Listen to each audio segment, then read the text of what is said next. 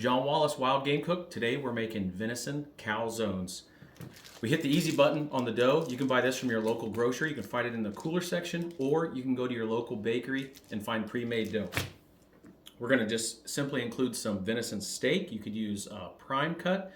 You can use one of the roast cuts. Today we're going to be using top sirloin. We're going to fill it with some mozzarella, some onions, some mushrooms, a little bit of garlic. We're going to add a tomato for acidity. We've got a little parsley for some greenery, and we're going to make a nice creamy horseradish sauce to dip it in. We may include just a little bit of ranch inside of the calzone for a little bit of creaminess. Stay tuned. All right, so the first step we're going to do is we're going to season our steak with some steak seasoning. Hit those with both sides.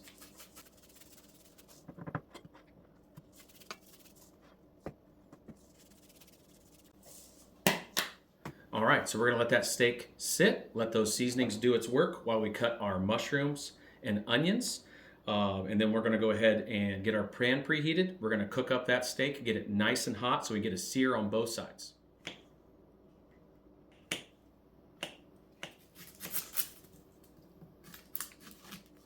We're gonna put a rough chop on this onion.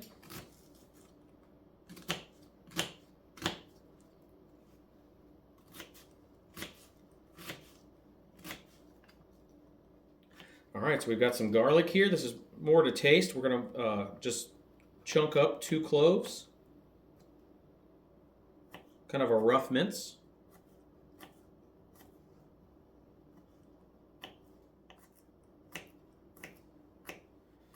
All right, now that we've got our onions, garlic, and mushrooms taken care of, we're gonna go ahead and fire up our pan, and we're gonna sear off these steaks in a little bit of olive oil. Let this get preheated. We're going to be using some olive oil. Make sure you don't use extra virgin. Olive oil is better for sauteing. All right, so our steaks have been sitting. What we're going to do is we're going to go ahead and put them into a little bit of a chop, make them about bite-sized pieces, and that way we get good sear surface area on our steak. Put about 1 inch thick.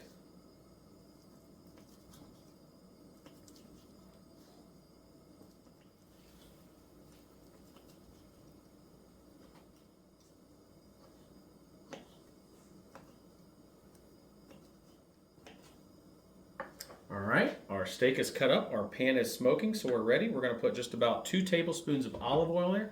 I'm gonna wash my hands and we're gonna get started. Add a little bit more seasoning to our steak and drop it in our hot skillet. You wanna be careful not to overcrowd the pan. We're gonna let these get a nice sear and we're gonna flip.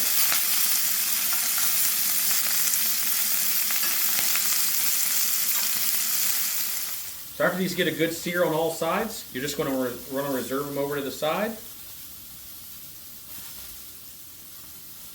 Got a nice sear to them. It's going to provide some nice texture. All right, we're putting in our second batch. We're going to do this until all the steak are brown on all sides. We'll see you back here at the next step. All right, so we're done browning all of our meat. It looks great. We're going to add just a little bit of butter into this pan, about 2 tablespoons. And we're going to add in all of our mushrooms. We can use the same steak seasoning for those. You could also use salt and pepper. Let those get nice and brown and happy. All right, so while our mushrooms are browning, we're going to go ahead and make our sauce. We're going to go with approximately 3 to 4 tablespoons of mayonnaise. A lot of this is to taste. We're going to add a little bit of horseradish. Again, this is to taste. Maybe almost a tablespoon for us. Every once in a while, make sure you give your mushrooms a little toss so they're getting some new surface area to get brown. We're going to put in about equal parts sour cream.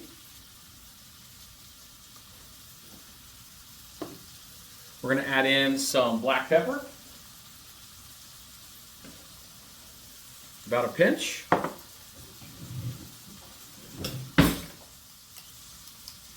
All right, we've got it stirred up. We're just going to let it sit now so it can incorporate. Again, that's about equal parts mayonnaise, equal parts sour cream, some horseradish to taste, and plenty of black pepper. All right, our mushrooms are about done. I'm going to go ahead and throw in our 2 cloves of garlic. Stir that around. And we're going to let this go for about another minute or two. You don't want to burn the garlic. Smells amazing. It's going to be, again, steak and mushrooms and onions kind of calzone. We are going to add just a little bit of ranch just for some creaminess inside of there with the cheese. We're going to cut up a little bit of parsley for some color inside there. All right, so it's been about a minute. Our mushrooms and garlic are done. I'm going to go ahead and dump them out so they cool off so that when we make our calzone, it doesn't steam and get a big air pocket on us. Put that right with our steak. We're going to go ahead and throw in our onion. We're going to add just a little pinch of salt and pepper to our onion. We want to get some color to our onions, but we don't want them burnt. So these are going to go for another couple minutes. Then we're just going to throw in about a tablespoon of A1 to add a little bit of a steak feel to this. It's not going to overpower the venison, but it is going to add some depth to it. Okay, we're going to go ahead and dice up a tomato. And this is to just add some acidity to a very rich filling.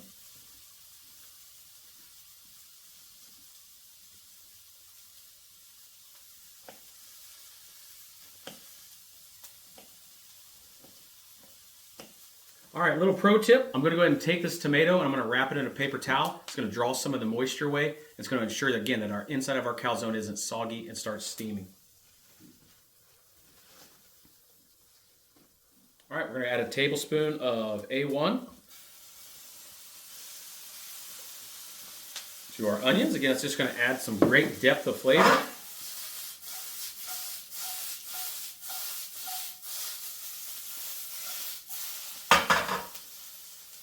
Turn the heat off on that.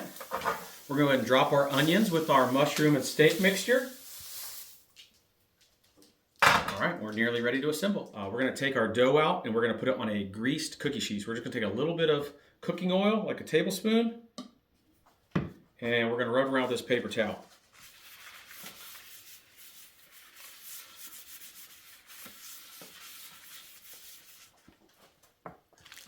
All right, so we're going to get our dough out. This typically makes 2 calzones a piece. We just simply take it out, stretch it, and cut it into 2. All right, so we've got our dough out. We're just simply going to cut it right down the center. This works great if you've got someone who doesn't want mushrooms and onions, or you've got someone who doesn't want something. You can simply just get rid of it. You want to spread it out.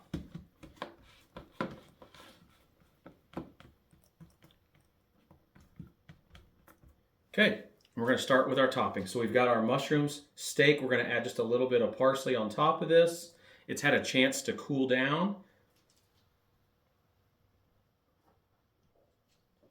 Just put this right in the center.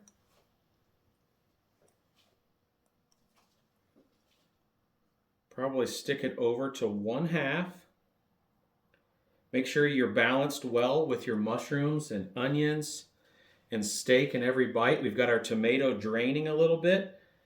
Again, this is going to add some acidity and some balance to the dish.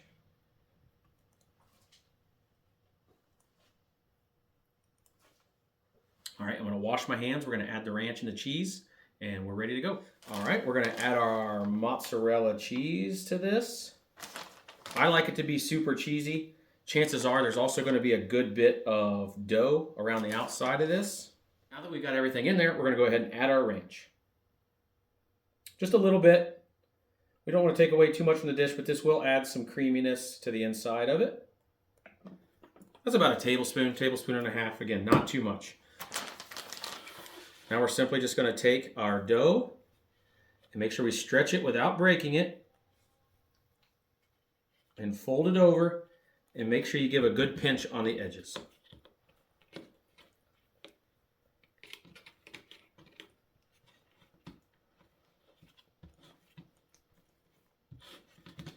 And that's it. It doesn't have to look pretty. It's going to taste great. We're going to go ahead and assemble our second one, and we're going to drop these in the oven for about 12 to 15 minutes at 450 degrees. I'm just following the package, but generally that's a good rule of thumb if you've got fresh dough. Shoot for 450 until it's golden brown. We're going to go ahead and close up this second one.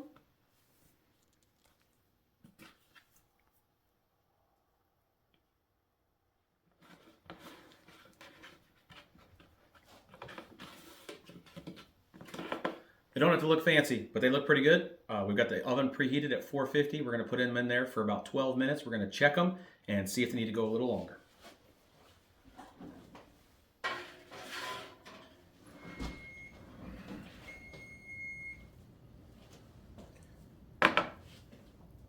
There you have it. Now we're going to wait for about 8 to 10 minutes and let these things cool off because they're going to be molten lava. Stay tuned. So it's been about 8 minutes. Feels pretty good. So we're going to go ahead and cut this thing open.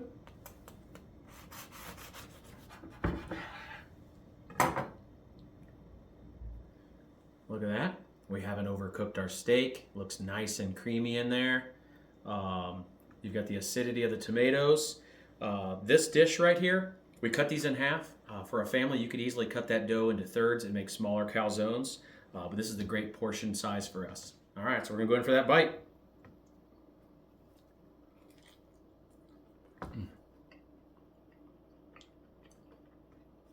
So good. Definitely steakhouse vibes. You can put anything you want inside of this. You could put pheasant, you could put quail, wild hog. You can go Italian. There's all kinds of different ways you can go about it. Make sure you check out the recipe at MidwayUSA.com.